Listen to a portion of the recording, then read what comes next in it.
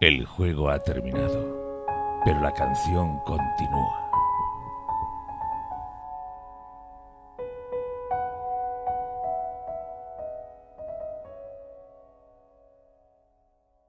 Bienvenidos a La Canción Continúa, el primer podcast en español dedicado a la relectura de Canción de Hielo y Fuego, en el que esta semana analizamos Davos 1 de Tormenta de Espadas.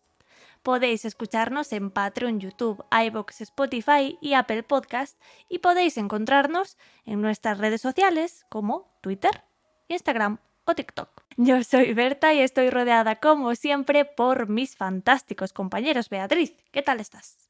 Hola chicos, ¿qué tal? ¿Cómo estáis? Pues muy bien. Empezamos la aventura de Davos, que la verdad no empieza demasiado bien. Habíamos dejado al pobre Davos en el Aguas Negras, sufriendo bastante, y lo encontramos aquí, pues, que es lo que ocurrió a continuación, ¿no? Hay como un pequeño recap de todo lo que ha pasado desde entonces. Tengo ganas de hablar de este capítulo. A mí Davos siempre me gusta comentarlo, creo que es un punto de vista que aporta muchísimo a esta saga, aunque hay gente que igual no opina igual. Así que deseando empezar. Y Santi, ¿tú qué tal? Hola chicas, ¿qué tal? ¿Cómo estáis? Pues sí, la verdad es que es un inicio de nuestro querido contrabandista señor de las cebollas, que pues se puede decir un poquito que llora mucho en este capítulo, pero creo que por justa razón. Por motivos bastante trágicos que le llevaron hasta este punto en el final de Choque de Reyes, en esa tragedia del Aguas Negras. ¿Cuál sería una peor tragedia, creo yo? No apoyarnos a este humilde podcast a través de Patreon o a través de los miembros del canal de YouTube, que son las dos opciones que tenéis disponibles para apoyarnos. En Patreon sabed que tenéis todas esas ventajas, ¿no?, que siempre os recordamos, como el podcast exclusivo mensual para las categorías más altas o los directos mensuales de Patreon, las camisetas, el servidor de Discord, las narraciones, que poco se hablan de las narraciones que podéis pedir a Bea si pertenecéis a las manadas de Peludo Superior, y muchas otras ventajas que podéis averiguar vosotros mismos en patreon.com/La Canción Continúa. Asimismo, los miembros del canal también tenéis acceso a ese servidor de Discord o, por ejemplo, acceso también a esos directos mensuales exclusivos. Una miríada de ventajas que os ofrecemos a cambio, pues, de ese inestimable apoyo que ya mucha gente nos da a través de esas dos vías y que, como siempre, agradecemos infinitamente desde aquí. Pero ahora vamos a situarnos en lo que nos toca, que es Davos, y empezamos, como siempre, por lo importante que es la participación de vosotros, oyentes, a través de las preguntas de la semana. Recordad que siempre tenéis aquí un espacio en cada podcast para poner vuestra voz, para hacer vuestras preguntas, que normalmente pedimos a través de Instagram. Así que, Santi, cuéntanos cuál nos han dejado esta semana. Exactamente, también quería añadir que además pues de podernos apoyar de manera pues económica, también os recordamos casi siempre, pues compartid los podcasts en vuestras redes sociales, contadle a vuestros amigos que pues les gusta el universo de Canción de Hielo y Fuego, pues que tenemos pues este humilde podcast, como ha dicho Berta, y que además de eso, pues también sabéis que cuando se acerca House of the Dragon, que el año que viene, si todo va bien, tendremos esa segunda temporada, pues también estaremos ahí al pie del cañón analizando las series, los capítulos, pues tenéis mucho material al respecto. Yendo a la parte de las preguntas de los oyentes, esta semana nos han dejado pues varias bastante interesantes, hemos tenido que elegir pues una de ellas y vamos a escucharla, pero además de la pregunta que vamos a escuchar, también ha llegado una que es que la tenía que meter como comodín porque me ha hecho mucha gracia, así que esta nos la ha enviado Andrés Segovia y nos ha preguntado ¿a qué huele Stannis? Cosa que me ha parecido muy graciosa. Escúchame, estaba yo ahora mismo frunciendo el ceño en plan, ¿de qué está hablando?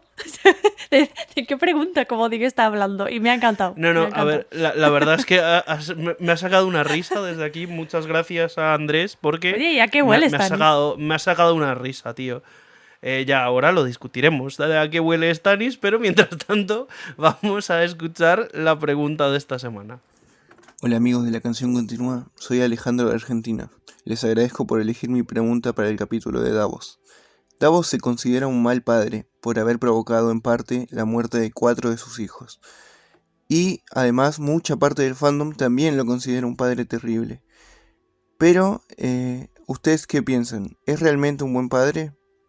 Yo creo que es un gran padre, pero bueno, quiero saber su opinión. Muchas gracias. Davos en este punto se está dando muchos golpes de pecho y es normal. Pero yo no creo que Davos sea mal padre. De hecho, creo que Davos es un muy buen padre. Davos le ha enseñado a sus hijos todo lo que él sabe.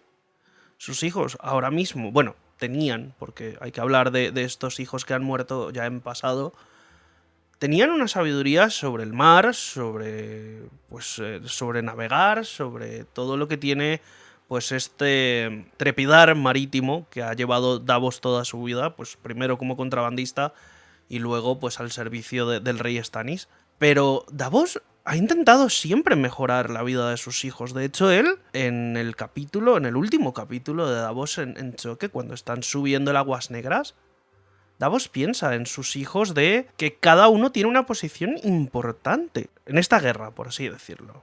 Aunque él mismo sabe de que no lo contemplan a él dentro de la lista de grandes señores, pero sus hijos, uno es capitán de remeros, el otro está parte de una tripulación de un barco grande, o sea... Y creo que al final eso es lo que hace todo buen padre. O sea, todo buen padre intenta procurar que sus hijos siempre estén en una mejor posición que la que él ha estado. Él empezó como contrabandista, luego a sus hijos los ha podido poner en posiciones decentes. Y son hombres de provecho para el rey Stannis, que es esta figura que todos sabemos que Davos realmente pues idolatra. Al final... Es su señor y es una persona a la cual él le tiene mucha estima. Por lo tanto, en mi opinión, Davos es un buen padre desde ese punto de vista. Desde el punto de vista de intentar siempre conseguir algo bueno para sus hijos. Y de todas maneras sabemos de que Davos sigue teniendo hijos. Él en la selva con su mujer aún tiene hijos menores, los cuales pues ya veremos en un futuro si llegan a algo. No creo que Martin vaya a contarnos la historia de los hijos de Davos, pero bueno, puede que de ahí en adelante, ahora mismo él es, bueno, y será durante este libro nombrado Mano del Rey, y tendremos intrepidantes aventuras de Davos en Skagos más adelante, y es lo que estamos esperando de Vientos de Invierno, saber qué pasa con Davos y a partir de ahí, pues cómo termina su historia. Por lo tanto, en mi opinión, Davos... En este punto es normal que se sienta mal, que se dé golpes de pecho, pero no creo que sea mal padre. Y en cuanto a esta pregunta comodín, Stannis debe leer a, no sé, como a Hollin, como a Óxido, no sé, es como de estas cosas que están ahí aferradas a las paredes, por así decirlo. Y es algo, eso es férreo, es algo que no quita fácil. Por lo tanto, mi respuesta es Stannis huele a hollín. Pero vosotras, compañeras, contadme qué pensáis al respecto. Vea, cuéntanos. Bueno, voy a empezar finiquitando la pregunta comodín y luego ya me enrollo. Pero es que la pregunta comodín me ha chiflado. Lo que quiere decir Santi de una manera elegante es que huele a cerrado. Y si no quería decir eso, ya lo digo yo. O sea, para mí Stannis huele... ¿Sabéis esas personas que cuando lavan la ropa se la ponen todavía un poco húmeda y huele como a... ¿sabéis? Huele a trapo. Esa humedad. A trapo. Pero no a trapo sucio especialmente. No es que huela a suciedad, pero ¿sabéis cómo ese olor penetrante de humedad? Pensad también que evidentemente está en bastante de tormentas, que yo creo que todo huele así, porque al final, pues obviamente mucha agua, ¿no? Amor. Entonces, para mí huele a esa humedad que no acaba de cerrarse. Yo la conozco, lo reconozco, porque al vivir en Galicia, que llueve muchísimo, en invierno que tienes que tender dentro, hasta que no se seca la ropa, tiene esa humedad. Pero hay gente que en lugar de esperar a que se seque ya se la pone. Para mí Stannis huele a eso. No sé si estáis captando el olor que quiero decir, pero para mí ese es el olor de Stannis. Respondí a esta pregunta, que me parece clave para la saga y que deberíamos algún día profundizar más en qué huelen los personajes en general, quizás para una mamarrachada. Más allá de eso, hablemos de Davos como padre.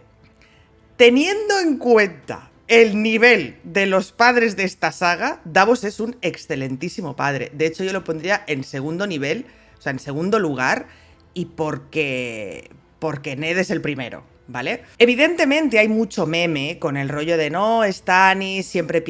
Davos siempre piensa antes en Stannis, ¿no? Y como que su familia la deja jaja, todos estos memes, Davos enamorado, no sé qué, no sé cuánto. Ok, yo me uno a esos memes feliz y encantada, pero...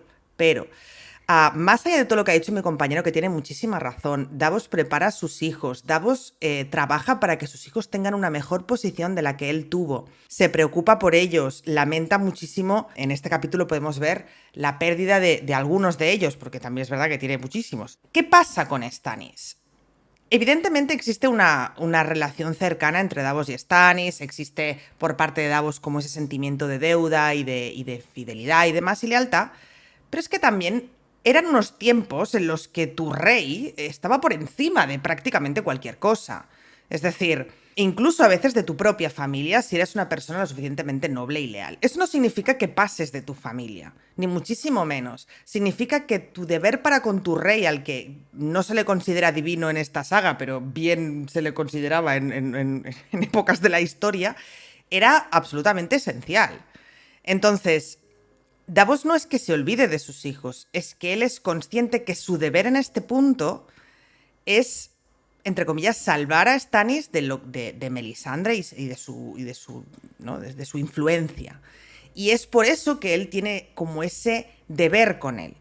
Y por eso decide vivir. Por él, pero también se acuerda de sus hijos y se acuerda de su mujer. Entonces creo que como que igual se ha exagerado un poco todo por el meme Davos-Stannis, pero siendo objetivos, Davos es un buen padre. Es un padre que hayamos visto nunca ha hecho nada mal hacia sus hijos. Incluso ha aceptado que algunos de sus hijos profesaran una religión que no es la suya por seguir a ese señor de luz que es el que sigue también su rey.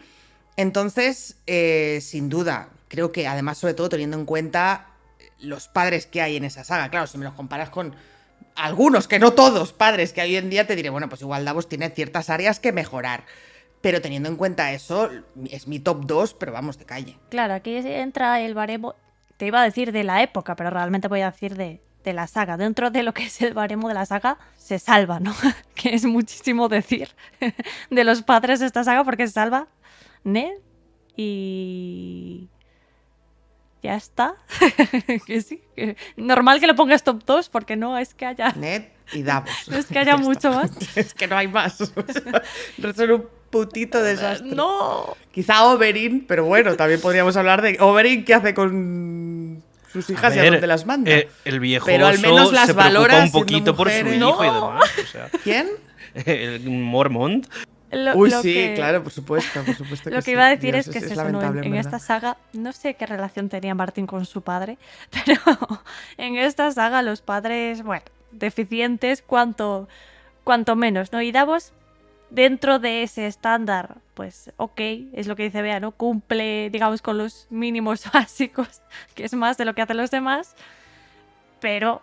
digamos, si lo comparamos con lo esperable o con lo que nosotros ahora en nuestro tiempo y en nuestra realidad concebimos como una paternidad aceptable, pues no mucho, la verdad. Es como mínimo un padre ausente, pues como muchos en la vida real, no daré nombres específicos, se me ocurren unos cuantos, pero... Sí, iba a decir algo, pero no te quería interrumpir. Iba a decir que es un padre ausente, pero también porque... tiene ahí un deber que también es lo que provee a su familia. O sea, al final, ¿sabes? No es aquello de me tomo unos días libres en el trabajo o me cojo los días de vacaciones porque tengo un bautizo, ¿sabes? O sea, esto no funcionaba así. Entonces es como... Sí, bueno, también hay muchas oportunidades de decir estoy hasta los cojones hasta aquí y tampoco... Si Stannis fuera mi jefe, no sé yo si le pediría horitas extra, también te tengo que decir. Sea como sea, yo diría eso, es como mínimo un padre ausente, o sea, evidentemente no trata mal a sus hijos, no tratar mal a tus hijos no te hace buen padre, te hace un ser humano básico, o sea, es lo mínimo esperable, creo yo. Entonces creo que estaría como en un 0, ¿no? En una escala positivo o negativo estaría pues en ese 0, 1, 2, como a veces, ¿no? Por ahí andaría la cosa. Ahora, dentro de la escala extremadamente negativa que es Canción de Hielo y Fuego respecto a los padres, véase Craster, pues ya lo que es 0,1 es mucho mejor que el menos 3.583 que son los demás, ¿no? Es que Así recuerdo el top que hicieron en Parada de la Prea, si no lo habéis visto, miradlo. Hicieron como un top de pues quiénes eran los peores padres y a veces era difícil escoger. Era difícil escoger los peores padres, los mejores era muy fácil, pero los peores era dificilísimo. Perdón, ya no te interrumpo más, segunda vez que te interrumpo. No, si he terminado, solo iba a contestar a la pregunta comodín, ¿a qué huele Stannis? Que me parece una pregunta fascinante, la verdad. Nunca me había parado yo a pensar a qué huele Stannis, porque no quiero ofender a la persona que ha realizado esta pregunta, pero no es algo que se me pase a mí por la cabeza de forma natural. No digo nada más. Ahora mismo huele a fracaso, la verdad. Huele a fracaso. No voy a especificar a qué me huele el fracaso, pero huele a fracaso. Luego, bueno, a ver si remonta. Huele a ¿no? choto, En el resto de profundamente. Tormenta o incluso en el futuro de la saga. Ahora mismo no ha levantado mucho la cabeza, pero bueno, eso es algo que tenemos que analizar también en el capítulo de hoy. Así que procedemos, como cada semana, con el resumen.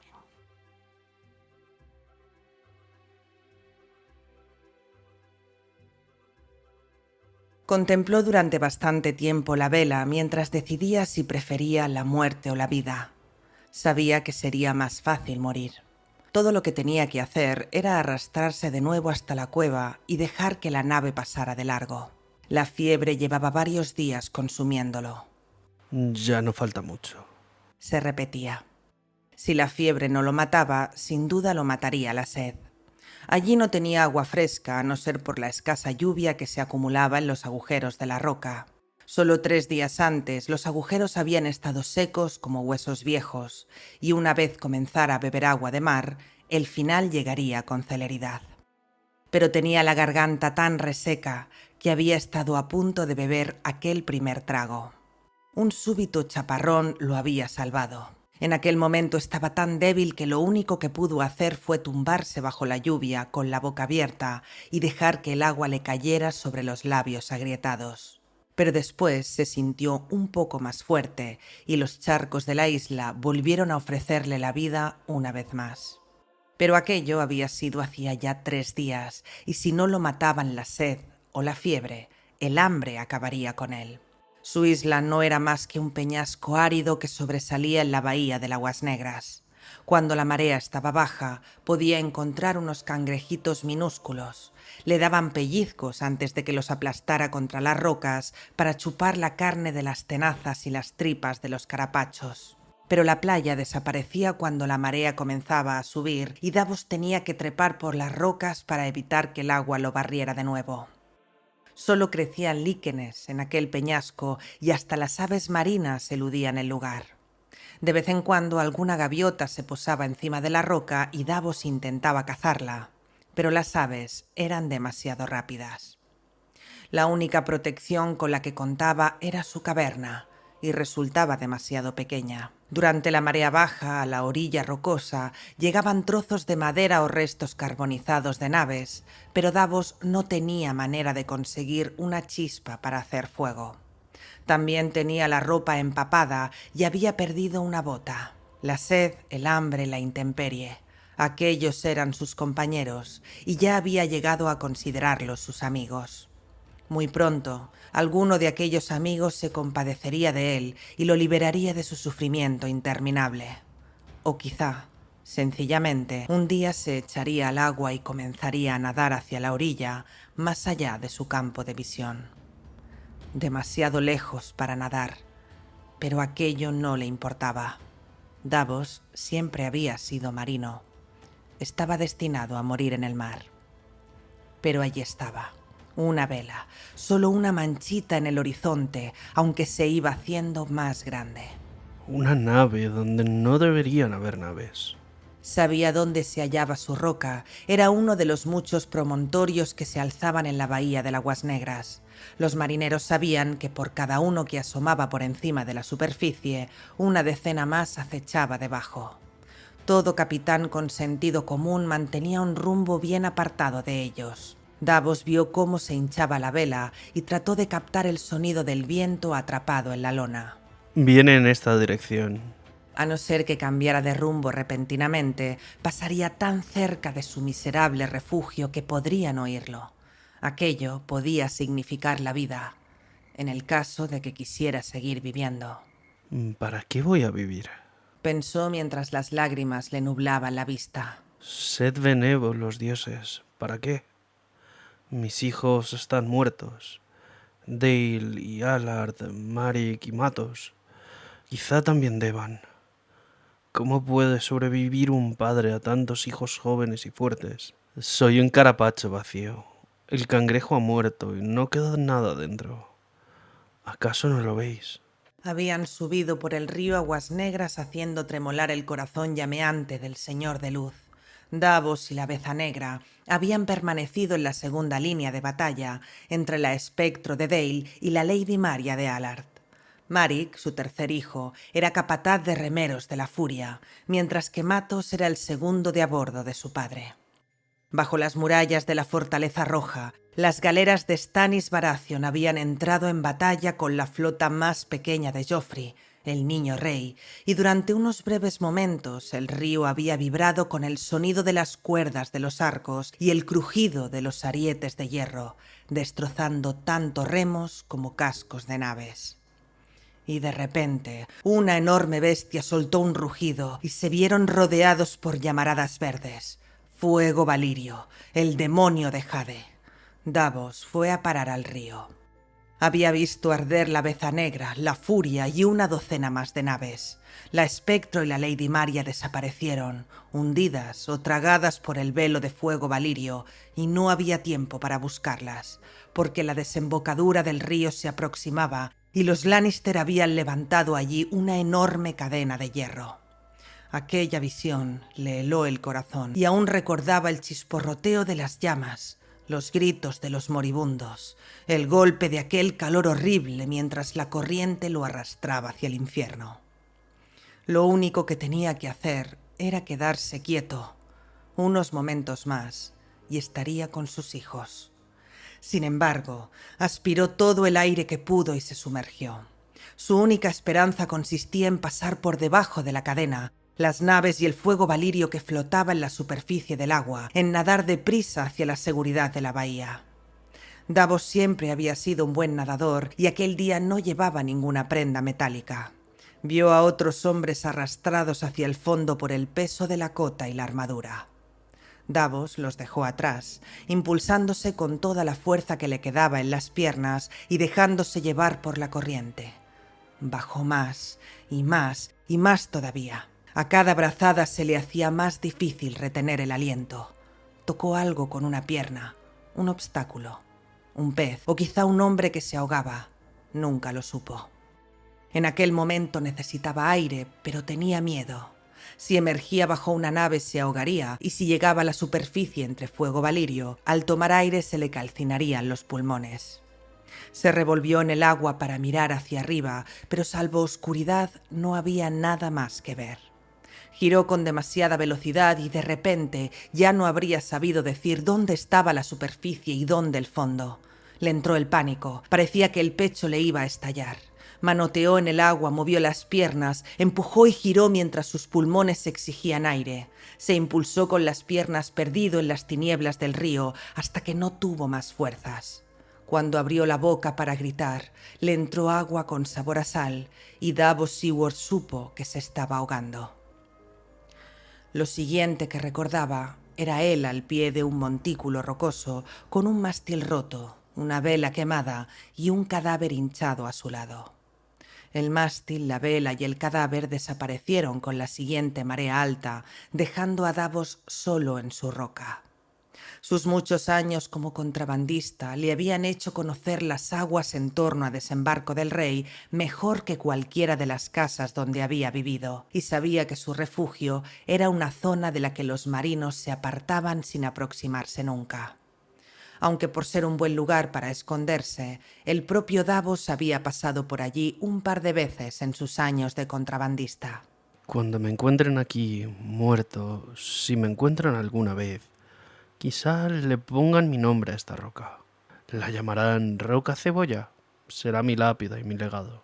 No merecía otra cosa. El padre protege a sus hijos.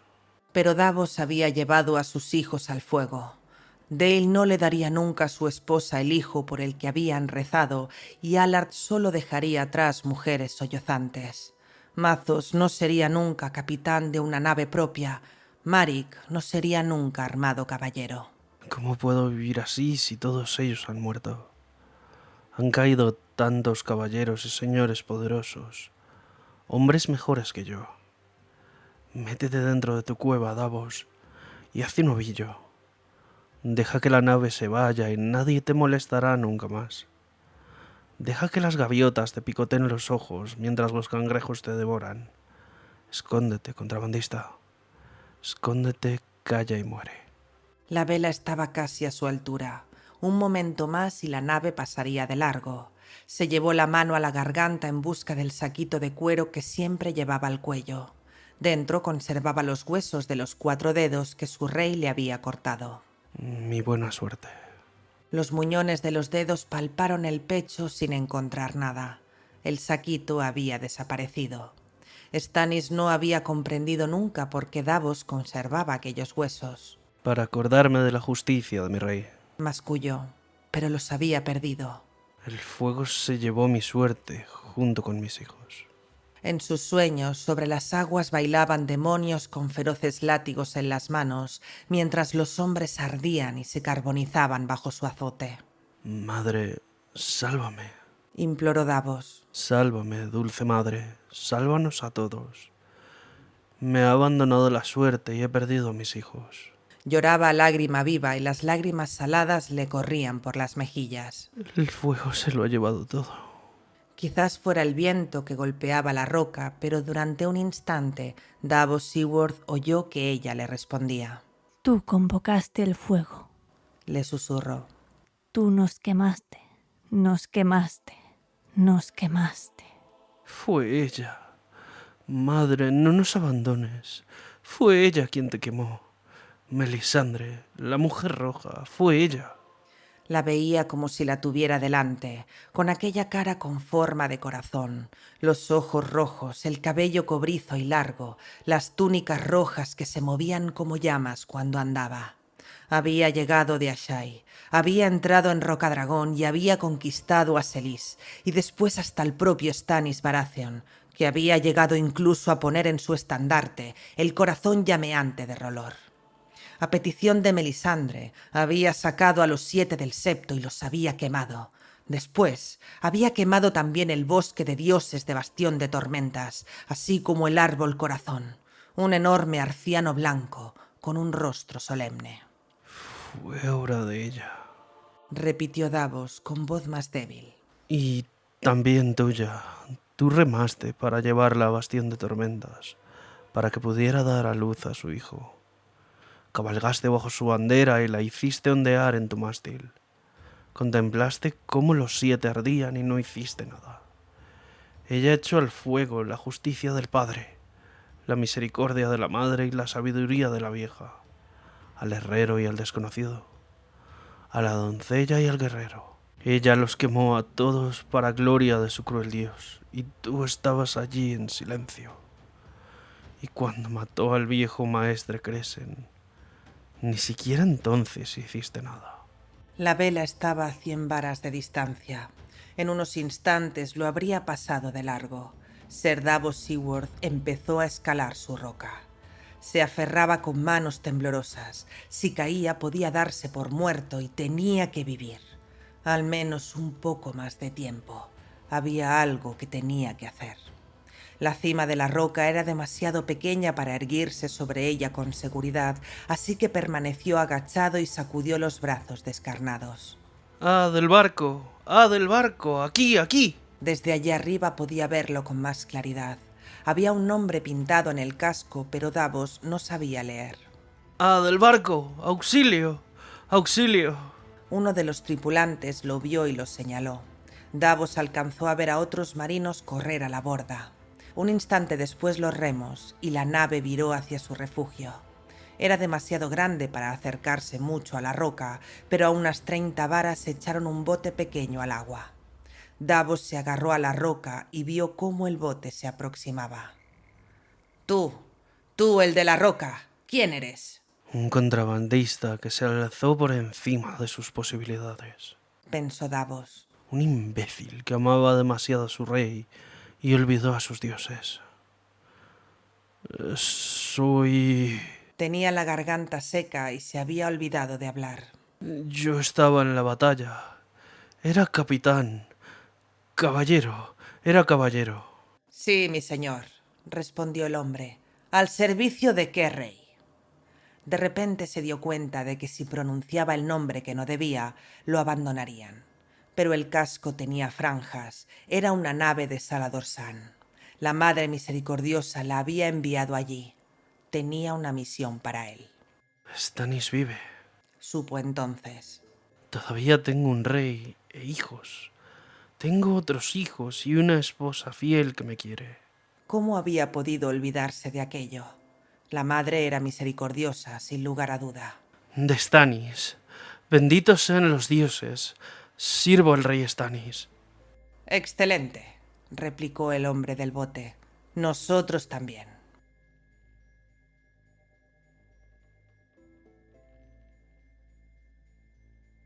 Otro capítulo más de los muchos que tiene Canción de Hielo y Fuego, que están marcados básicamente por la tragedia y por la pena. Era una constante que venimos viendo en quizá demasiados de estos primeros capítulos de cada punto de vista en Tormenta de Espadas, y eso nos podría llevar a preguntarnos, vea cómo hace un autor pues para mantenernos sufriendo, ¿no? Con esa tensión de sufrimiento durante todo un capítulo.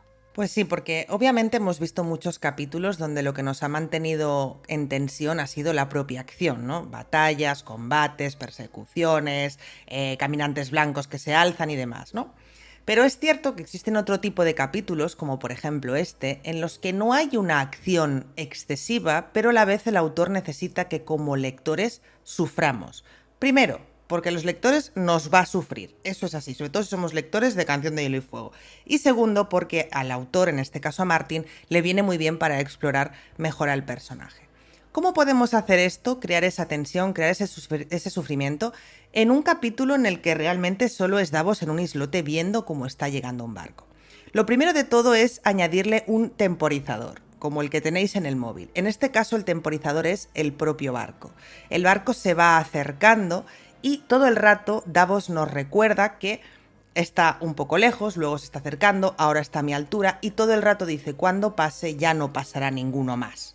Entonces, como lectores estamos sufriendo de Davos, haz la reflexión que tengas que hacer, pero date prisa, ¿vale? Para poder llamar al barco y que te rescaten. Lo segundo que hace Martin aquí es que mete obstáculos de los dos tipos. Os lo he contado otras veces, solo recuerdo rápido. Tenemos los obstáculos externos y los internos. ¿Cuáles serían los obstáculos externos de Davos en este capítulo? Pues la sed, el hambre, la intemperie, las gaviotas que no se dejan cazar, el lugar en el que ha acabado, que es un lugar terrible donde no va nadie, las mareas que suben y bajan, las fiebres, etc. Es decir, cosas ajenas al personaje que le imposibilitan cumplir ese objetivo, que en este caso es un objetivo sencillo, que es básicamente vivir. Y por otro lado tenemos los obstáculos internos, que son todos aquellos que provienen del propio personaje. El hecho de saber, creer que ha fallado, el haber perdido a sus hijos, el no querer vivir, hasta el punto de que el propio obstáculo interno es contrario al objetivo del personaje, que en este caso sería vivir. Por lo tanto, estos dos tipos de obstáculos nos mantienen atentos todo el rato. Ahora es la gaviota, ahora es Davos diciendo que se quiere morir. Ahora sube la marea y tiene fiebres, ahora es Davos viendo pasar el barco y no haciendo nada. Y por último, pero no menos importante, autores y autoras para vuestros textos futuros. Preguntaos siempre, ¿qué es lo peor que podría pasar? Y hacedlo. En este caso, ¿qué es lo peor que le podría pasar a Davos, excepto morirse? Pues que estuviera enfermo, que el islote no tuviera comida, que no lloviera en 3 días, que que ta. Estas 3 combinaciones, cronómetro, obstáculos diversos y qué es lo peor que podría pasar, hacen que un capítulo, a pesar de que no tenga demasiada acción, estemos sufriendo todo el rato. Y hasta aquí mi TED Talk sobre cómo hacer sufrir a los lectores, algo que de nuevo os recuerdo que os gusta bastante. Una lección que Martin aprendió en algún momento. Tuvo una profe como tú y dijo, allá que voy. Sí, por supuesto. Sí. Allá que voy con todo. ¿Qué es lo peor que podría pasar? Lo aplica en cada capítulo. Su propia profesora leyendo en plan, he creado un monstruo, ¿sabes? Ay, sí, ¿no? ¿Qué he hecho? Aprendió la lección a lo grande, continuamos sufriendo con sus capítulos y pues como muy bien ha explicado Bea, no es la excepción. Martín construye todos esos elementos que nos tienen con ese sufrimiento, ¿no? Con esa tensión interna que por poco que empatices con las múltiples clases de penurias que está pasando aquí Davos, se te encoge el corazón, ¿no? Entonces, vamos a ir, creo yo, desgranando poco a poco, pues, cuáles son todas esas penurias, como acabo de decir, que tiene aquí el pobre Davos. Para empezar, como bien finalizaba ahora Bea, la situación tan horrible en la que está. No puede ser peor. Está en una roca que además él sabe por su pasado de contrabandista que no pasa nadie por ahí, a no ser otro contrabandista como él muy de vez en cuando. No ha llovido en mucho tiempo, tiene sed, casi no hay alimento, hay un par de cangrejos cutriñosos que pasan por ahí que apenas le sostienen. Además, le ha dado la fiebre, probablemente tenga la insolación de su vida. Bueno, la situación de Davos no puede ser peor y este es, una vez más, un clásico hombre contra la naturaleza. Es algo que ya hemos hablado anteriormente, sobre todo lo hablamos en su día en los capítulos de Jon de Choque de Reyes, ¿no? De cómo Jon y el resto de hombres de Quórum Mediamano enfrentaban todas esas situaciones climáticas y geológicas adversas al norte del muro, y aquí Davos, limitado a esta roca en el medio del mar, pues no es tan diferente, ¿no? Está pasando por penurias muy similares y a eso se le añade pues todo lo que ha vivido, ¿no? Al final del Choque de Reyes, tras la batalla de Aguas Negras. Se genera, como muy bien decía Bea, una tensión, una balanza constante en el propio Davos, dentro del propio Davos, entre el dejarse morir, ¿no? El dejarse llevar por toda esa pena que tiene dentro y también por toda esa naturaleza que está yendo en su contra, ¿no? La sed, el hambre, la fiebre, todo está en su contra para llevar a cabo ese objetivo final que era sobrevivir. Todo eso entra en conflicto con pues su propio deseo de no querer seguir viviendo, ¿no? Es esa balanza constante que nos mantiene en tensión de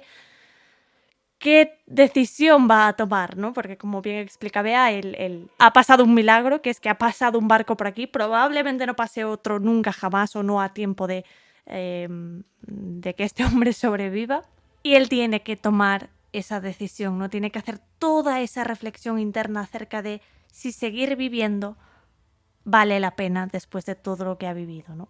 Es una tensión extremadamente trágica, es ver el corazón de un hombre completamente roto y abierto para el lector. Este capítulo no es un padre que ha perdido a 4 de sus hijos, él cree aquí que incluso podrían ser 5, nosotros sabemos que finalmente han sido 4 de sus hijos en esa batalla, ¿no? Y además Martin, en toda esta primera mitad en la que hace esta descripción de esta balanza de decidir si vivir o no y este hombre contra la naturaleza, también nos mete ese flashback de acción que es una continuación directa de lo que veíamos en su último capítulo, en el capítulo del infierno de las Aguas Negras, de cómo Davos pues vio los barcos estallar, de cómo se sumergió debajo de la cadena, etcétera, para poder sobrevivir, ¿no? Se nos hace ese flashback de acción en esta primera mitad del capítulo que nos, digamos, resuelve un poquito lo que pasaba en la batalla o lo que pasó luego de la batalla, que no fue mucho más que nadar, vivir de milagro y acabar en esta roca, ¿no?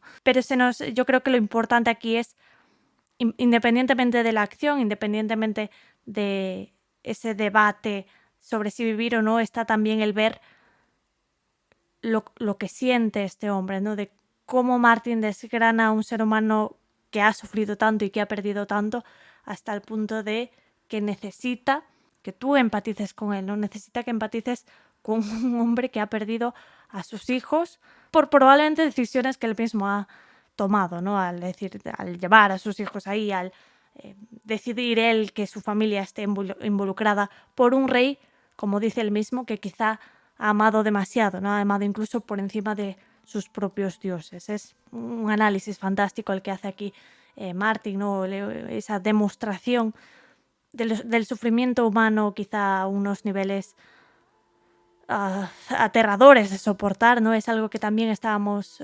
y estamos viendo con Caitlin a través de la muerte, de lo que ella cree que ha sido la muerte de Bran y Rickon, ¿no? Ese cómo rompe a una persona, cómo rompe a un padre o a una madre la pérdida de sus hijos, ¿no? Y aquí no es muy diferente y además pues se nos engalona, se nos enlaza todo eso con él, con ese sentimiento tan fuerte que tiene Davos acerca de cuál es su deber o cuál es su lealtad enfrentado a ese sentimiento de por qué he de seguir viviendo si aposté tanto y perdí tanto, ¿no? Es descorazonador como mínimo. Exacto. Además que a mí me gusta mucho, la verdad, el cómo también Martin maneja ese conflicto, ese cambio entre lo que tú decías, ese estar en sus horas más bajas. Este señor está literalmente en la mitad de una roca salida del mar, donde él mismo sabe que no hay esperanza, donde él mismo sabe, porque ha sido contrabandista toda su vida, entonces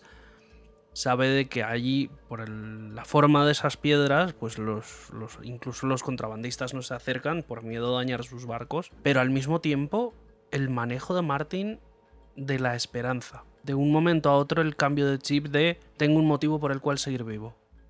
Tengo una misión. Sigo teniendo hijos, sigo teniendo una mujer.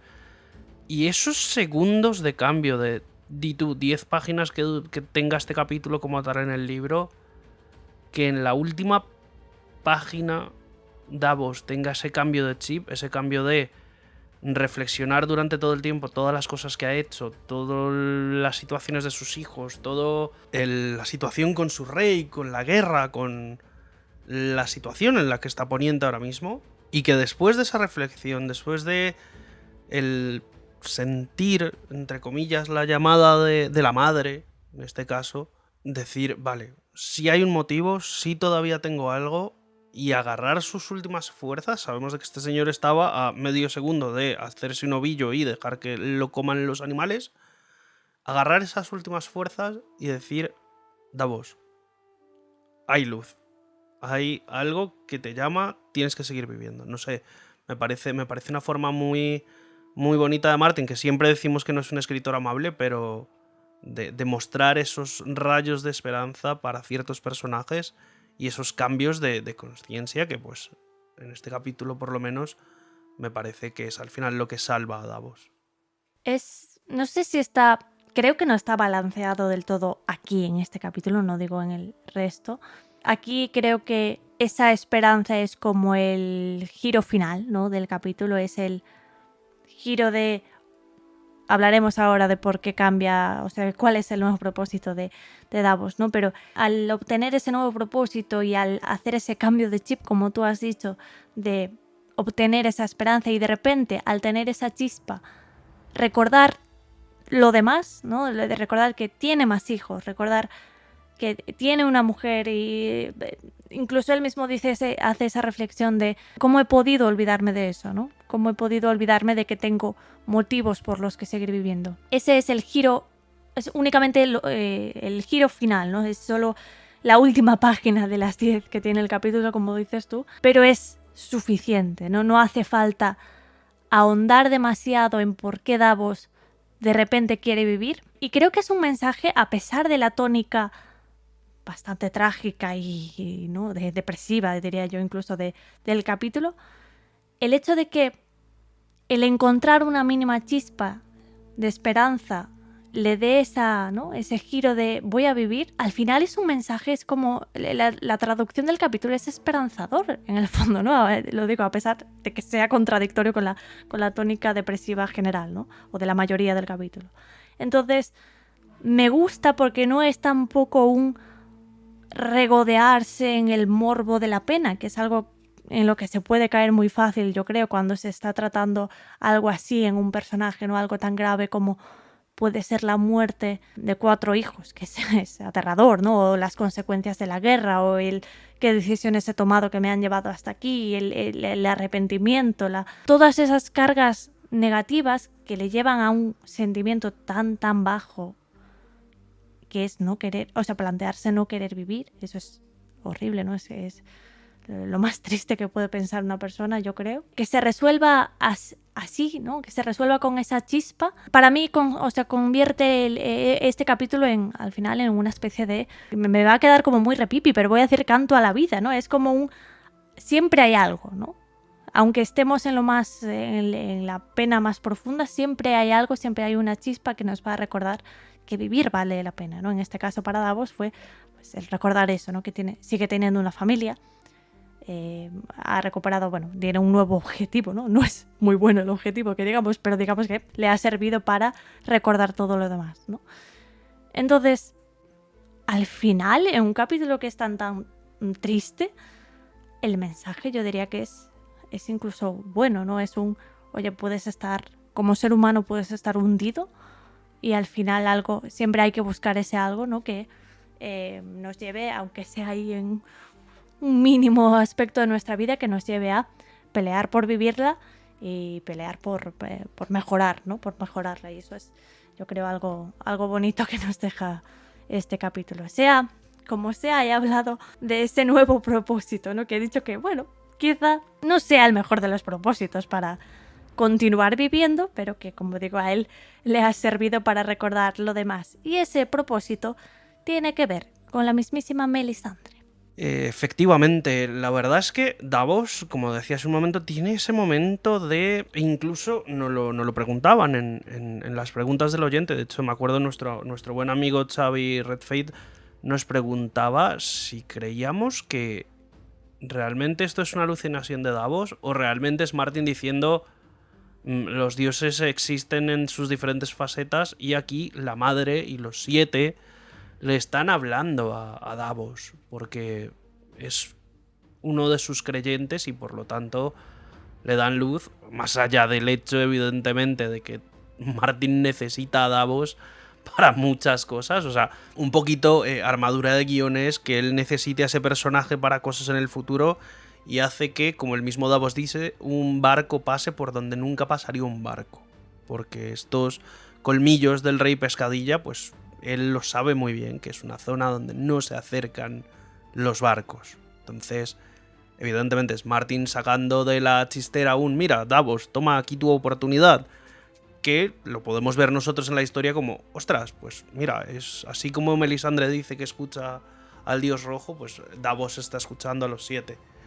Pero realmente es eso, es encontrar en ese, entre comillas, enemigo que es Melisandre y su religión, que además la reflexión que hace Davos es que entró a Rocadragón por Selís, que era como el link más débil de esa cadena, y a partir de ahí fue comiéndole la cabeza a todo el mundo hasta llegar a que su rey, Stannis Baratheon, no se aleja ni deja que ella se aleje y la hace partícipe de todo, absolutamente todo lo que tenga que ver con sus decisiones a partir de ahí. Que en este punto el señor Davos se dé cuenta de que tiene una misión y que en su cabeza esa misión, como ya veremos en el siguiente capítulo, es acabar él con Melisandre, cosa que evidentemente sabemos que spoilers sale mal, pero es eso, es el redondear la idea de tengo un propósito nuevo.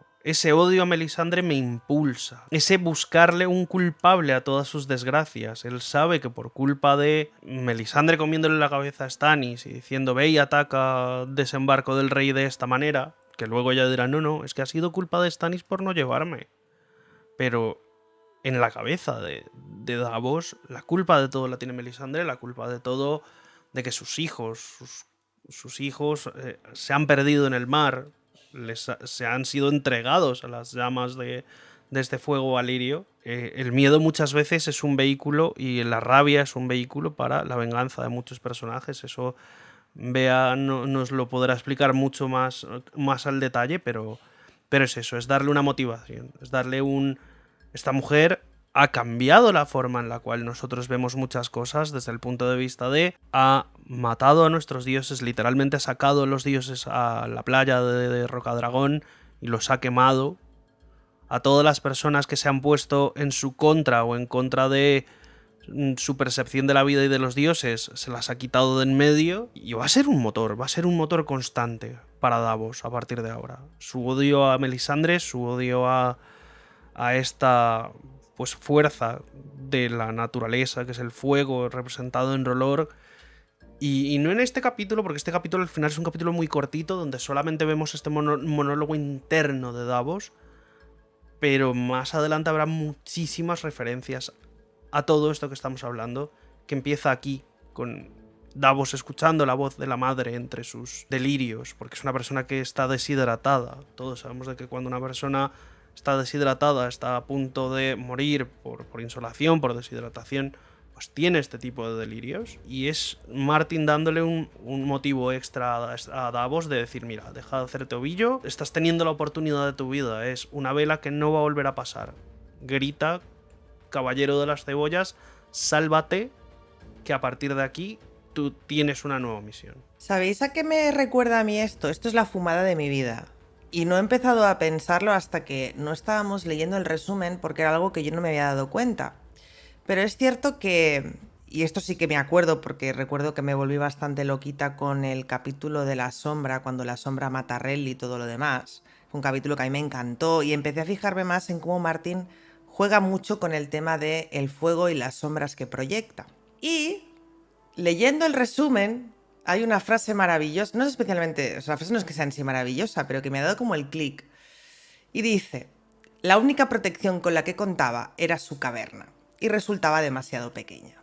Y a mí a esto me ha hecho meterme la fumada de mi vida, porque es la verdad, no creo ni que Martin haya pensado en eso, pero si no lo digo, reviento, y es cómo se parece todo esto al putito mito de la caverna. Y lo digo porque es así. O sea, tenemos a un señor que ha estado, bueno, no sé si conocéis la mitad de la caverna de Platón, básicamente es unos señores encadenados mirando a la pared de una caverna donde hay un fuego que proyecta las sombras de unos señores que están fuera con objetos. Por lo tanto, el mito de la caverna lo que dice es que la gente se acostumbra a ver esas sombras y cree que eso es la realidad, hasta que uno de ellos decide desatarse, salir de la caverna y ver el mundo real. Lo interesante que muchas veces no se comenta de este mito es que cuando ese hombre quiere volver a explicarle a los demás qué es lo que hay fuera, lo acaban matando porque no son capaces de asumir esa realidad, ¿vale? La mitad de la caverna es una cosa que a mí me ha obsesionado mucho, incluso en la universidad y demás, hice cortos y todo el rollo.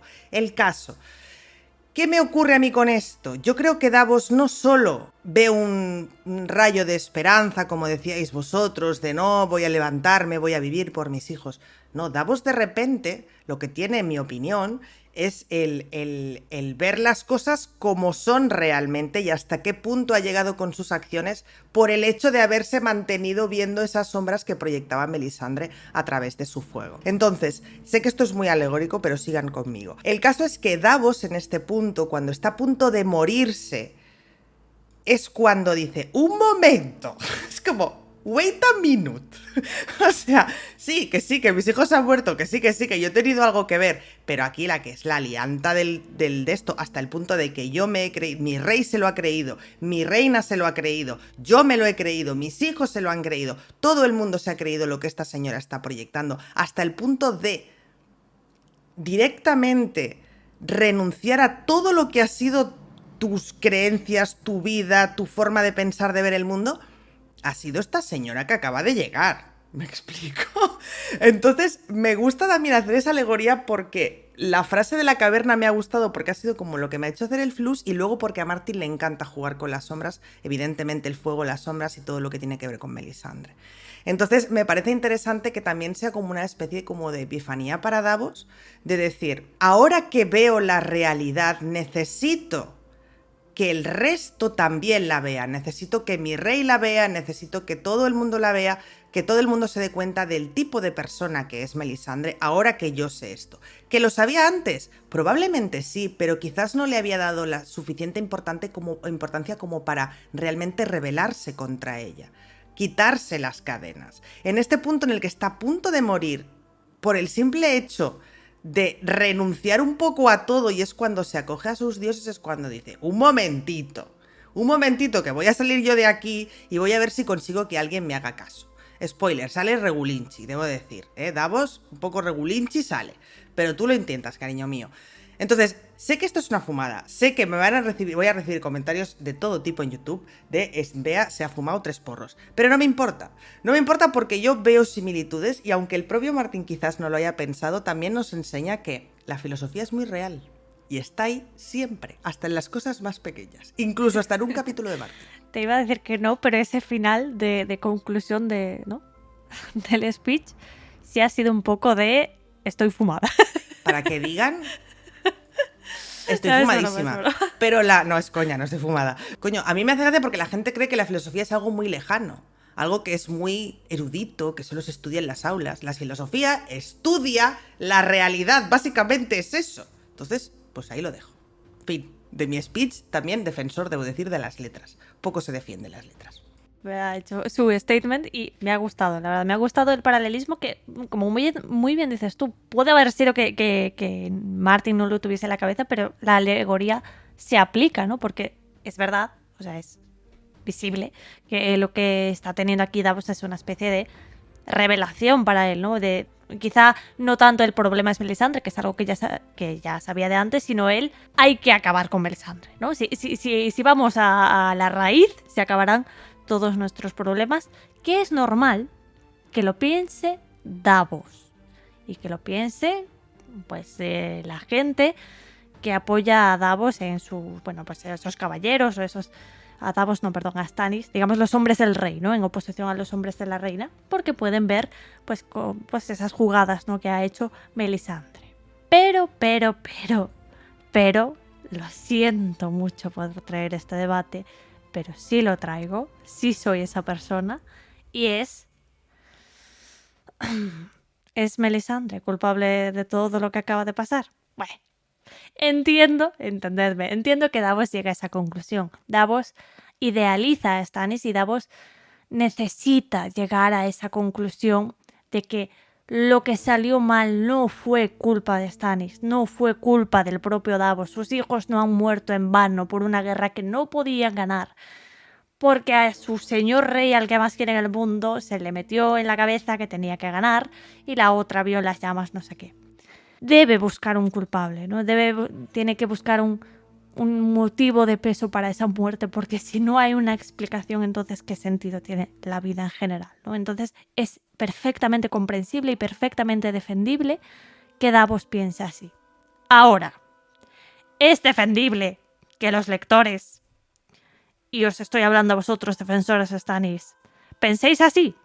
Pues no mucho, porque hay cierta tendencia a qué mala es Melisandre, qué mala influencia que supone, qué mal que todas las malas decisiones que ha tomado Stannis Baratheon en su vida estén manipuladas por Melisandre Dashai, y luego cuando hay otras decisiones como la de ir al muro a apoyar lo que veremos en Tormenta de Espadas, ¿no? A apoyar la lucha contra los salvajes y la defensa de los 7 reinos contra los otros, esa es, oh Dios mío, la mejor decisión que ha tomado Stannis Baratheon solo, únicamente, porque por inspiración divina se le ocurrió a él solo, y qué buen rey que es el único que defiende el reino de los hombres y cuya influencia no ha venido de ninguna parte. No, la influencia vino de Melisandre Dashai y de Davos Sigurd por leer esa carta. Entonces vamos a poner en perspectiva quién es Stannis Baratheon y de dónde vienen sus influencias, buenas y malas. Lo digo, no voy a incidir mucho más en eso porque si no se me tirarán encima en los comentarios los defensores de Stannis. Pero las cosas como son, Stannis Baratheon tiene agencia propia, Stannis Baratheon escucha a Davos en las buenas decisiones y escucha a Melisandre en las malas decisiones y en las buenas también. Entonces, no todas las malas decisiones que toma Stannis Baratheon son únicamente porque está la marionetista detrás, no.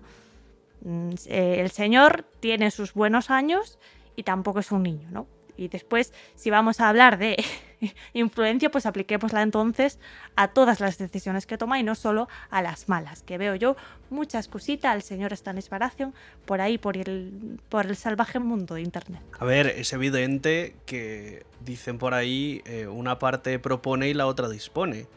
Entonces, Stannis al final, él podría haberse quedado con...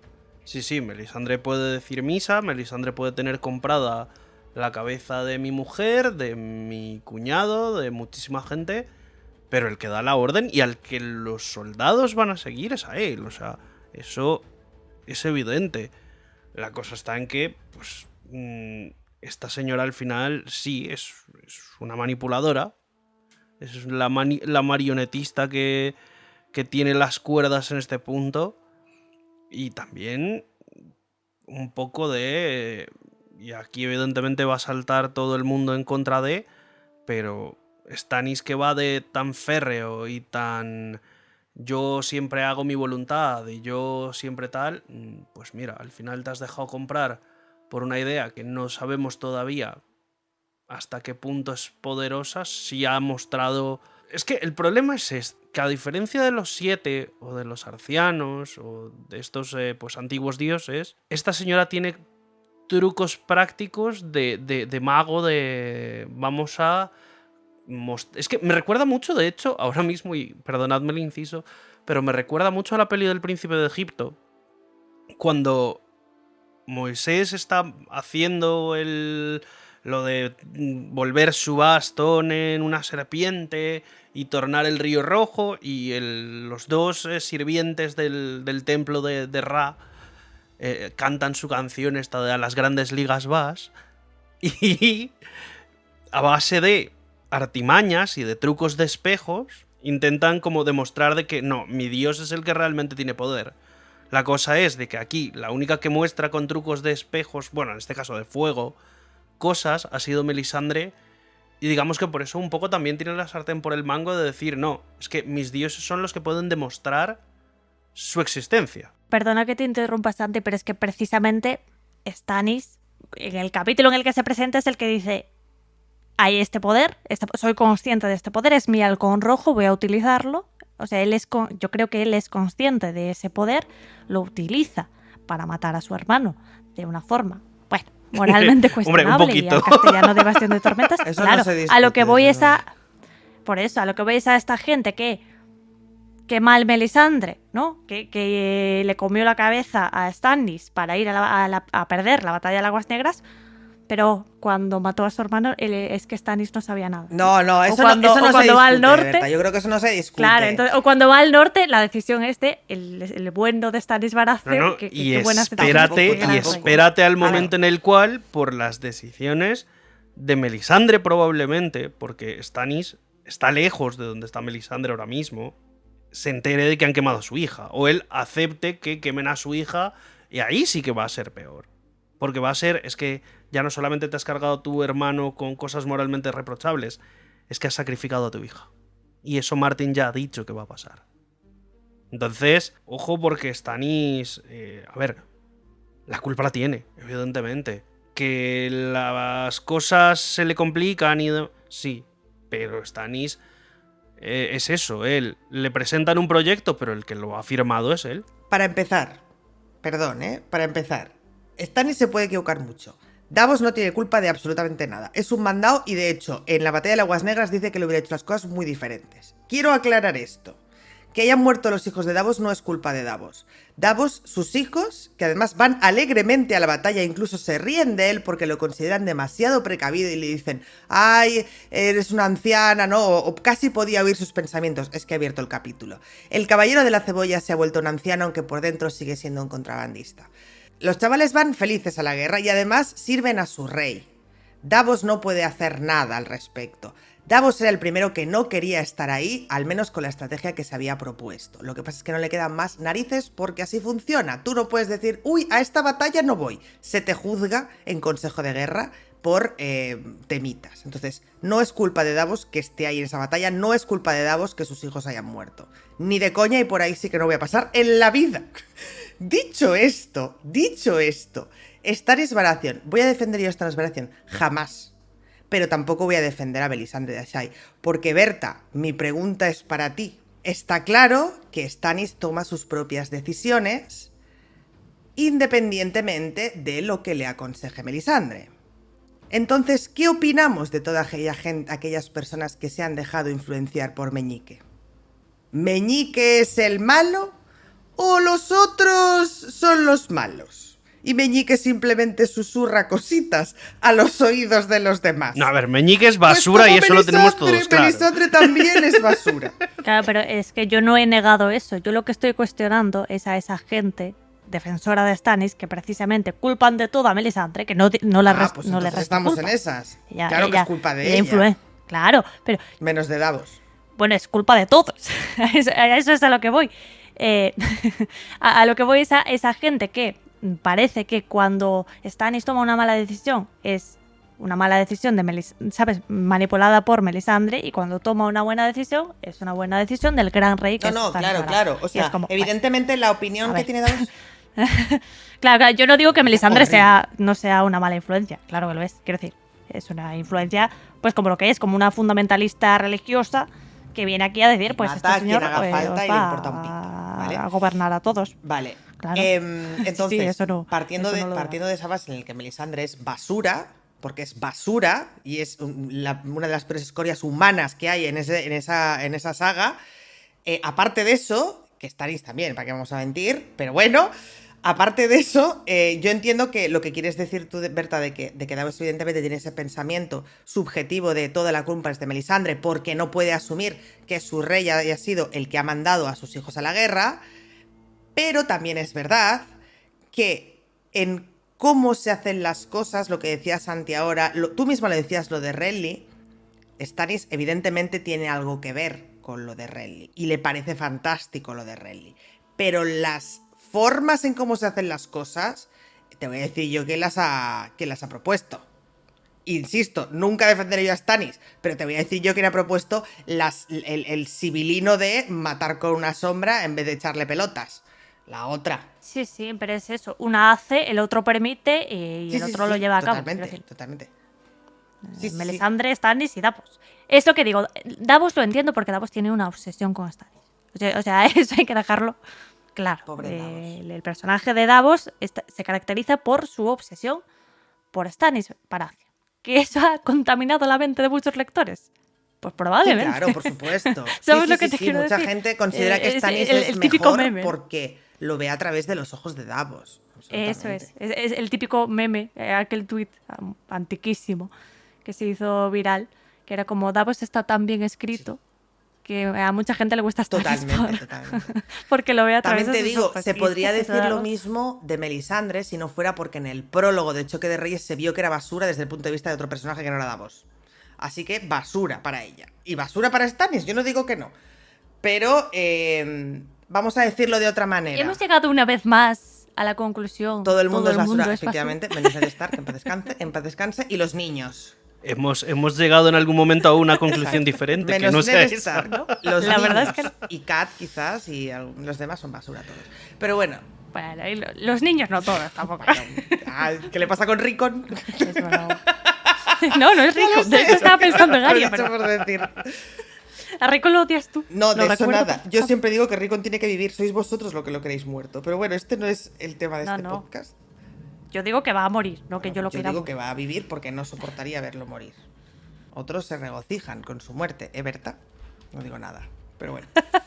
¿Cómo te gusta No, tergiversar? no, que va, que va. Y a mí me gusta que lo hagas, oye, dale. Total, Melisandre a la hoguera, Stannis detrás y Davos, rey de Bastión. Ese es mi futuro. ¿Sí? ¿Y sabes quién se va a ir realmente? La niña. Que es la única que no tiene nada que ver con... Pobrecita. Es que en esta saga todo el mundo es basura. Eso Pero cómo nos gusta. Sí. Bueno, no te diré yo que disfrutaré demasiado de la muerte de la pobre Shiri. gustar nos gusta. Lo disfruto como lectora, no como ser humano. Sea como sea, este capítulo reflexiones sobre la vida y la muerte, sobre lo que vale la pena y lo que no, y sobre la culpabilidad de Melisandre o su lealtad a Stannis y a los dioses a los que siente que ha traicionado. A través de todas estas páginas, Davos llega a esa balanza final, ¿no? a ese ultimátum final de si vivir o no, si llamar a ese barco o no. Y justamente cuando se acerca ese bote, ¿no? Con esos dos hombres a recuperarlo o no, dependiendo de quién sea, le preguntan: ¿quién eres tú, el hombre de la roca? ¿no? Y eso le da a Davos pues ese paso para preguntarse a sí mismo quién es Davos Seaworth. Pues Davos Seaworth es un hombre encantador. No, a ver, obviamente yo creo que ya hemos comentado mucho de esto a lo largo de este análisis, ¿no? Hemos hablado de Davos como padre, hemos hablado de Davos como sirviente de su propio rey, hemos hablado incluso de Davos como sirviente de sus dioses y cómo se ha cuestionado todo lo que ha ocurrido, que culpe de manera más acertada o más errónea a Melisandre y a la influencia que ha tenido con Stannis y demás. Davos es un personaje que, a pesar de no ser un protagonista, es lo que decía Berta hace nada, unos minutitos, está tan bien escrito y tiene tantas aristas para ser un secundario que por eso es el favorito o uno de los favoritos de muchos. Si Davos Seaworth fuera un protagonista, sería uno de los favoritos de la saga. Estoy absoluta y totalmente convencido. Evidentemente, como es un secundario, pues no hay otras prioridades, vamos a decirlo así, ¿no? Sea como sea, lo que es Davos, principalmente por lo que se caracteriza, es porque sirve a su rey. Y de hecho es de su rey del primero que se acuerda. Berta ha dicho que Davos está obsesionado con Stannis, o que el fandom cree que Davos está obsesionado con Stannis. Yo creo que con Davos se aplica la que yo aplico con Daenerys. Y lo digo, que es, hay otros muchos que sirven a su rey de manera devota, como puede ser la propia Brienne, que estaba enamorada y bastante obsesionada también.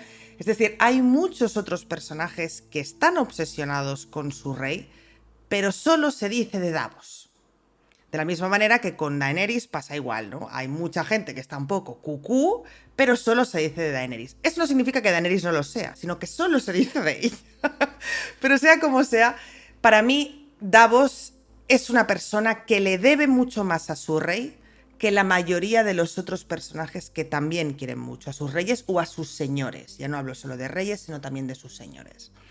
Davos le debe muchísimo a Stannis, nos caiga mejor o peor, eso es una realidad.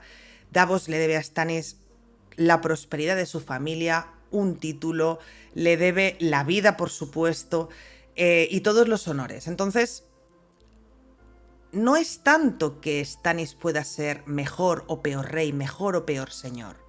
Es que Davos es un excelente vasallo. Es un excelente vasallo. Entonces, lo decía al principio con la pregunta del oyente. No es que Davos no se acuerde de su familia, no se acuerde de sus hijos, esté ausente. Es que Davos lo primero que recuerda es su rey, porque todo lo que le rodea, excepto sus hijos que se los debe a su mujer, se lo debe a su rey. Y quizás también Stannis funciona como un motor para Davos. El hecho de que Stannis confiara en Davos, le diera la posición, es lo que ha hecho que Davos crea en él y sienta que se puede superar. Y es lo que le impulsa también a salir de ese islote y a creer en él y a creer que puede seguir adelante y que tiene una nueva misión en este caso. Entonces, yo entiendo el meme, entiendo tal, pero yo nunca he estado de acuerdo con Davos está enamorado de Stannis, Davos está obsesionado con Stannis, Davos no sé qué. Que puede que haya un poco de todo eso. Yo tampoco voy aquí ahora a meterme en los ships de los demás. Pero creo que lo que es Davos es, primero, un excelente vasallo para con su rey, lo que probablemente todos los vasallos deberían ser, alguien leal, inquebrantable, pero que sabe decirle la verdad cuando no está de acuerdo con su rey, cosa que Davos hace. Y por otro lado, Stannis es para Davos, más allá de un objeto de devoción por sí mismo, porque Davos es consciente del carácter de Stannis, quiero decir, no está ciego, sabe cómo es Stannis, es ese motor que le impulsa a superarse cuando él era un contrabandista que básicamente iba a decir contrabandía, pero no sé si se dice así. Vamos, que ejercía el contrabando. Es un contrabandista que Que contrabandea. ejercía el contrabando para sobrevivir, para comerse las migajas, y Stannis con esa confianza lo que le dio es un motor que le va a impulsar durante todo su arco de personaje. Quizás la idea que Davos tiene de Stannis se le pueden reprochar muchísimas cosas. Muchísimas, quizás la mayoría. Incluso lo que decía Berta ahora. Quizás no es ni mérito suyo lo de ir al muro y demás. Pero hay una cosa que es mérito de Stannis. Y quizás sea lo único bueno que diré de Stannis en mi vida. Y es que supo ver en Davos Seaworth a un buen hombre, a un hombre leal, a un hombre que le iba a decir la verdad. Y es un hombre en quien confía y que le da los honores que se merece. Y solo por eso Stannis Baratheon para mí no está al nivel de otros muchos personajes que son mucho peores. Y siempre me debato, aunque parezca que no, en ese sí no con Stannis. Porque tuvo la capacidad de ver en Davos al hombre que es independientemente de su linaje. Y por eso es lo único que voy a defender a Stannis. Entonces, Davos, yo es que lo quiero mucho a Davos, lo reconozco. De los secundarios, quítate Sam, quítate Brienne. Para mí es Davos, o sea, lo siento. Pero porque me van este tipo de personajes, fijaos en Ned, es que me va este rollo, me van los personajes leales, los personajes nobles, los personajes inquebrantables. Soy así, ¿qué le voy a hacer? Lo quiero muchísimo. Y ya está. Eso es todo lo que tengo que decir. Un personaje absolutamente leal, como decíamos, ¿no? Que nos sirve de cámara para Stannis Baratheon, que es un personaje extremadamente complejo, ¿no? Yo creo que Stannis te caiga peor o mejor como persona, sí que genera ese debate, ¿no? Esas opiniones tan polarizadas muchas veces, y esto es algo positivo, ¿no? Significa que el personaje pues está bien construido y además viéndolo pues a través de esta cámara que estamos, ¿no? Y al mismo tiempo, como muy bien dice Bea, quizá una de las cualidades redentoras para Stannis sea precisamente que mantiene a Davos Seaworth a su lado, ¿no? Veremos si en el futuro nos demuestra alguna más, que eso quedará en manos de, bueno, pues de Martin, como siempre, en el futuro de la saga. Nosotros ahora pasamos a la sección de teorías y esta vez venimos, Santi, vestidos de mágicos, de místicos, porque antes Bea hablaba de cómo a Martin le gusta traernos esas referencias al fuego y a las sombras, ¿no? Y al mismo tiempo, cómo me gusta a mí traer teorías relacionadas con Azor Ahai. Exactamente, la verdad es que, como sabéis, en nuestro fandom hay teorías de todo tipo, más locas, más cuerdas, con más o menos fundamento. Y hay una teoría que, de hecho, si buscáis en la página de Westeros, que es la página que sabéis que llevan Elio y Linda, es como la gran wikia en inglés de la saga, nos encontramos con una teoría en la cual pues se plantea de que esta portadora de luz, de que esta espada mágica de los héroes y que porta Azor Ahai, y la cual pues Melisandre tiene totalmente convencido a Stannis de que él es Azor Ahai renacido y portadora de luz es su espada que ha sacado del fuego, pero que, como muy bien decía el maestre Cresen, pues no estaba caliente la espada, ni emitía ningún tipo de calor. Y en este caso se nos plantea esta teoría en la cual pues vamos a dar un poquito de contexto, en la cual durante ciertos momentos del texto a Davos se le atribuyen ciertas pues consonancias mágicas, entre comillas, en las cuales, por ejemplo, en el momento en el cual él ayuda a escapar a Edric Tormenta, Martin nos pone que la sombra de Davos era alta y erguida, por así decirlo, como si fuera una espada, en la cual a Davos se nos describe de que, pues en este mismo capítulo él lo piensa, de que él ha salido de entre el humo y el fuego, salió nadando por debajo de toda esta humareda y de todo este fuego valirio. Incluso Melisandre en el tercer capítulo de Davos, porque ahora mismo yo estoy haciendo una relectura de Tormenta de Espadas y hace poco he pasado también por ahí, describe a Davos como de que él tiene un fuego fuerte que todavía está como quemando por dentro y que incluso le dice: caballero de las cebollas, ven a mi habitación, te voy a hacer lo que no te han hecho en tu vida y vamos a hacer más bebés sombras basados en que tú por dentro todavía tienes fuego. Y incluso se nos describe en el momento en el cual Davos sabemos de que va a estar más adelante encerrado con Alester Florent en una celda, los dos por traición. Y en el momento en el cual Ser Axel, que es su hermano, se va a llevar a Davos de la celda, mismo Alester dice: no me quitéis la luz. Sabemos que también se está refiriendo a una antorcha que le dicen que le van a quitar, pero en esta teoría evidentemente lo toman como que Davos es como esta luz en la oscuridad también para Alester Florent, que es una persona que está totalmente hundida en ese punto. Y a partir de ahí pues nos dan más contexto. Muy probablemente, si me acuerdo, le diré a Berta que nos ponga en las redes en esta semana, cuando salga este podcast, pues esa teoría, porque está bastante cimentada con cierta información.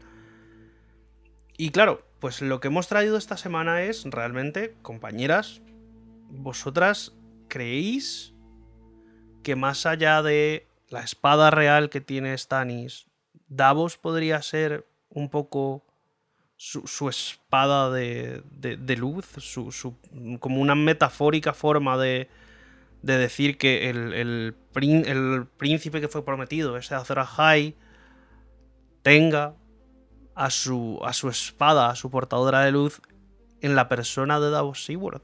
Respuesta rápida, no. Y me voy a explicar, no me voy a extender. No lo voy a dejar ahí, aunque podría.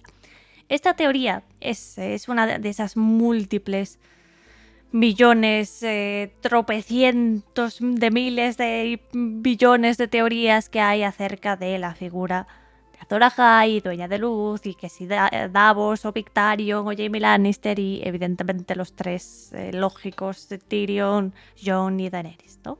Hay 1000 millones de teorías más sobre personajes que podrían estar cumpliendo ciertas profecías o dando pistas acerca de su relación con esta profecía del príncipe prometido, o profecía de Azor Ahai, que vienen a ser dos versiones de la misma historia, ¿no? Entonces Davos pues hay muchas teorías al respecto de cómo Davos encaja o no en este perfil, ¿no? Entre ellos, pues una de las mayores pistas es nacido entre el humo y la sal. Pues aquí lo tenemos, ¿no? En este capítulo, al pobre que acaba de renacer, como quien dice, de casi morirse en esta batalla de Aguas Negras entre el humo y la sal, ¿no? Mi respuesta es que no, que ni Stannis es el Azor Ahai verdadero, ni Davos en consecuencia puede representar ninguna figura metafórica relacionada con esto, porque simplemente ni Stannis lo es, ni Davos lo es, porque el propio Davos lo niega en Choque de Reyes, ¿no? Que es uno de mis fragmentos favoritos de Davos Seaworth en Choque de Reyes, que es cuando tiene esta conversación con Salladhor Saan al respecto de qué supone o qué significa ser un héroe, ¿no? Cuando Melisandre ha quemado a los dioses y luego da ese speech acerca de Azor Ahai, Davos tiene esta reflexión de: oye, si para ser Azor Ahai, para ser el héroe prometido, tienes que sacrificar todo aquello cuanto amas, pues yo no quiero ser ese héroe, ¿no? Y para mí es una de las mejores reflexiones de Davos Seaworth, ¿no? Entonces no creo que Davos esté representando aquí nada al respecto, más allá de los viajes del héroe que todos tenemos y que no todos tienen que significar pues la salvación de la humanidad en manos de Azor Ahai, ¿no?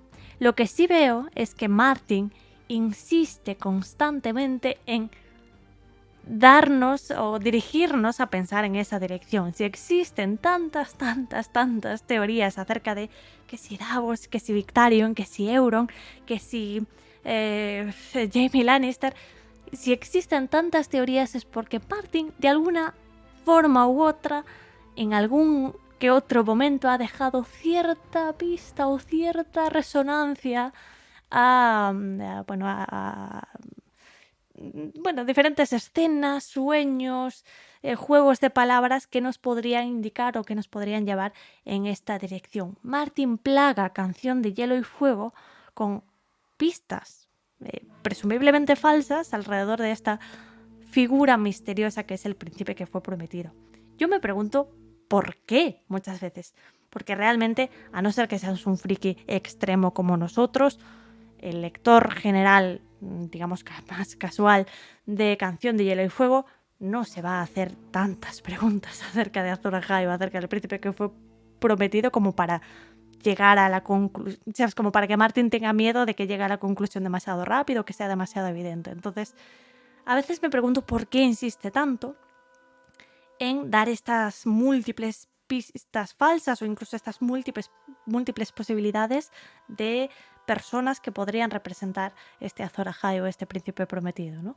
Y creo que he llegado a la conclusión, de alguna forma mística, ¿no? De alguna forma etérea que está ahí en mi cabeza, de que lo hace porque de algún modo uno de los temas que intenta plasmar esta saga es precisamente el que todos tienen el potencial para ser el salvador, ¿no? Para ser ese héroe que salva a la humanidad, ese héroe final que lo sacrifica todo, que sacrifica todo lo que ama para salvar la vida, ¿no? Para salvar la humanidad en general. Entonces, diría que la explicación que le quiero dar yo es esa, ¿no? Que todos, Davos incluido, aunque incluso en Choque de Reyes él niegue querer hacerlo, porque es humano no querer hacerlo, de alguna forma todos tienen la capacidad, por algún motivo u otro, de llegar a ser ese héroe prometido, ¿no? De poder haber sido ese salvador de la humanidad. Evidentemente, no todos lo van a ser.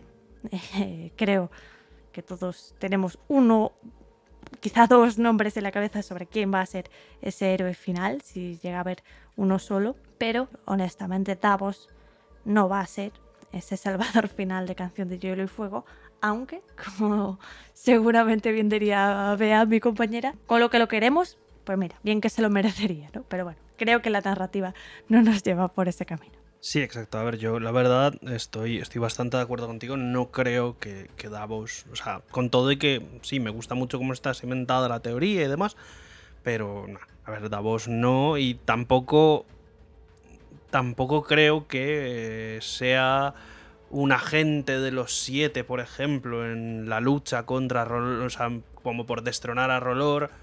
Creo que Davos simplemente es un personaje que se hace querer, un personaje que tendrá su importancia, en este momento la tiene, porque en sus manitas está traernos de vuelta a Rickon y que Invernalia pues tenga un Stark que ya veremos para qué sirve, para qué le tiene destinado a Martin. Pero sí, no creo que él represente ni esa dueña de luz de Stannis, ni... De hecho, a punto de hoy no sabría ni siquiera decirte si Davos y Stannis van a llegar a reencontrarse en algún punto de la saga.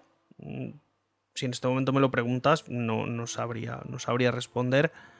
Pero es eso, lo bueno de este tipo de teorías es que al final nos gusta como fandom pues elucubrar, nos gusta buscarle los tres pies al gato e hilar todo lo fino que se pueda para disfrute de la comunidad, ¿no? Y creo que al final es también parte de lo que intentamos con esta sección, de mostraros que hay diferentes caras, diferentes takes de la saga por parte de nosotros mismos como fandom. Efectivamente, al final esas múltiples perspectivas de la saga o incluso esa miríada de teorías que el fandom ha creado a través del tiempo, a través de la larga espera que hemos tenido hasta Vientos de Invierno, pues es también lo bonito, ¿no? Lo bonito que hace esta comunidad, y por algo estamos todos aquí, por algo estáis también todos los que habéis escuchado este podcast.